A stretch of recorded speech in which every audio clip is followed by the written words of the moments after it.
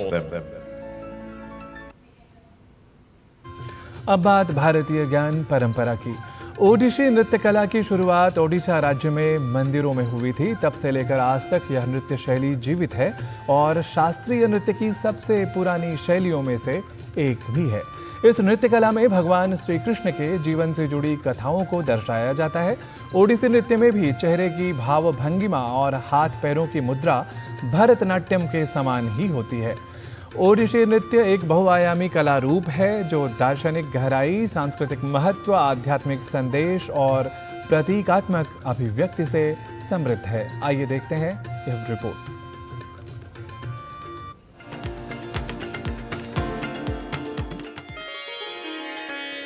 पुरातत्व सर्वेक्षणों के अनुसार ओडिसी एक प्राचीन नृत्य शैली है। उदयगिरी की पहाड़ियों में यानी भुवनेश्वर के पास खारवेल युगीन अवशेष, कोणार्क ब्रह्मेश्वर, शिव मंदिर व जगन्नाथ मंदिर में मुद्रित नृत्य प्रतिमाएं तथा प्राचीन काल से इन मंदिरों की चार दीवारी में इसका निरंतर प्रदर्शन इस शैली की पुरातनता के साक्ष्य हैं। भारत के नाट्य शास्त्र में नृत्य यानी वृत्त की चार शैलियों का उल्लेख है: अवंती, दक्षिणात्य, पांचाली व औड्र मागधी। यहाँ औड्र उड़ीसा तथा औड्र मागधी ओडिसी नृत्य हेतु है। जैन कल्पसूत्र व वज्रयान बौद्ध शाखाओं में भी इसका उल्लेख मिलता है।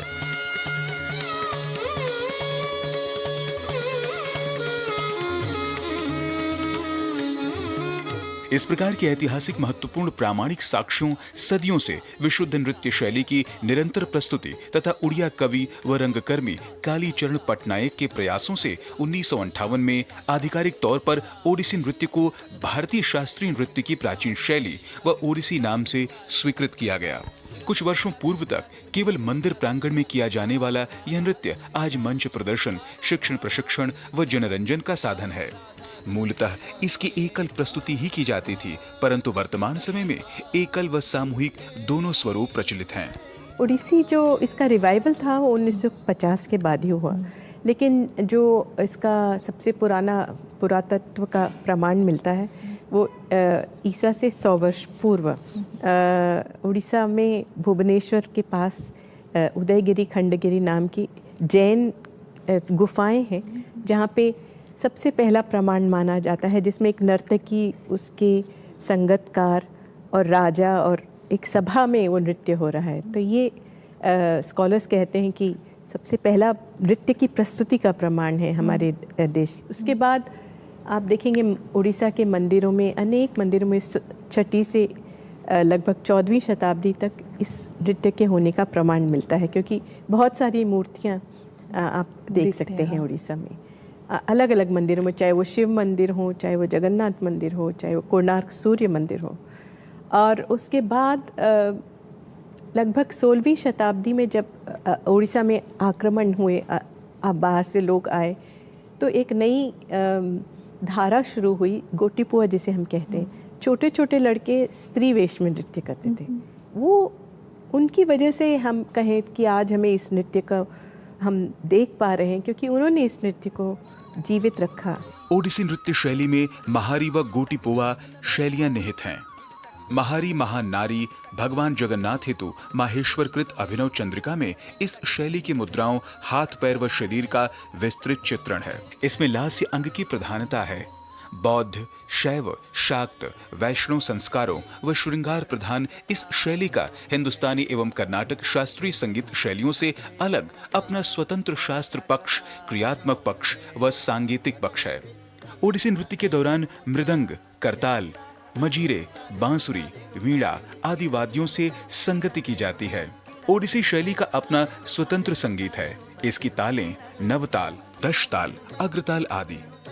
रागों में कल्याणा, नट, बरारी, पंचम, घनाश्री, भैरवी आदि तथा रागांग, भावांग व नृत्यांग से पल्लवी, भजन, छंद तथा गीत गोविंद के पदों का प्रयोग होता है।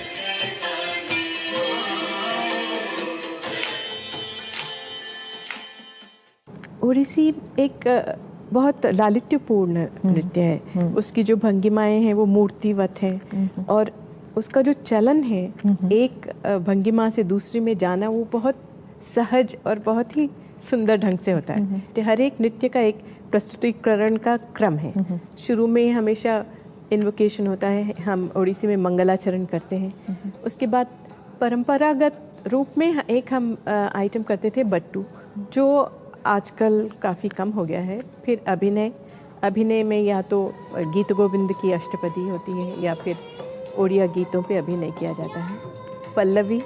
पल्लवी जिसमें कोई कविता या अभिनय नहीं है, केवल ताल और लय पे आधारित नृत्य होता है और अंत में मोक्ष होता है।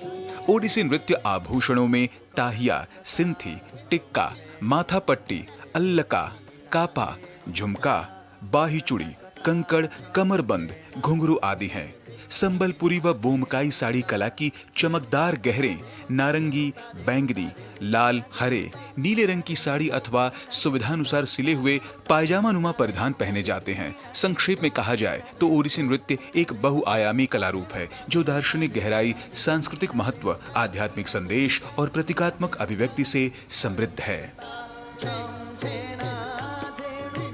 राजमंगल पांडे के साथ जनेंद्र सिंह की रिपोर्ट, डीडी न्यूज।